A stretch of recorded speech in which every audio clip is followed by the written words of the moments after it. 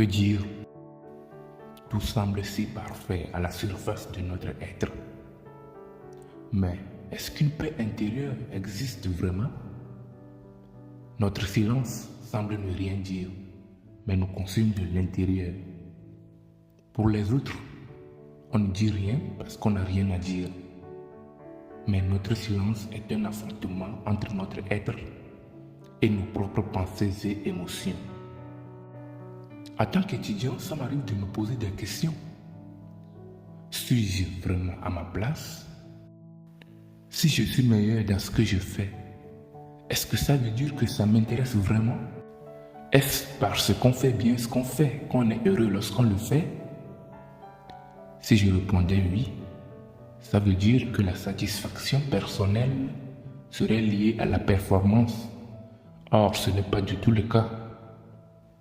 Chacun de nous a sa propre définition de la réussite et de la satisfaction personnelle, qui ne soit pas dépendante de la validation des autres ou de ses performances matérielles.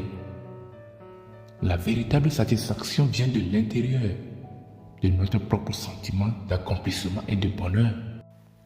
Est-ce que ce sentiment d'accomplissement et de bonheur m'anime moi aussi dans ce que je fais? Les gens me voient comme un rayon de soleil, un être totalement épanoui, mais ils ne voient pas ce qui se passe à l'intérieur de moi. Ils ne voient pas la douleur, la solitude, le désespoir qui envahissent mon être. Ils ne savent pas ce que je ressens quand je vais à l'université et que les professeurs surgissent de nulle part et me racontent des choses qui n'ont aucun lien avec ce à quoi je veux vraiment consacrer ma vie.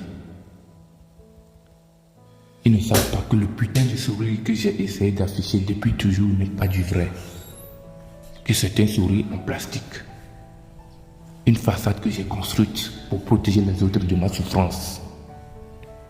Je ne voulais être un fardeau pour personne.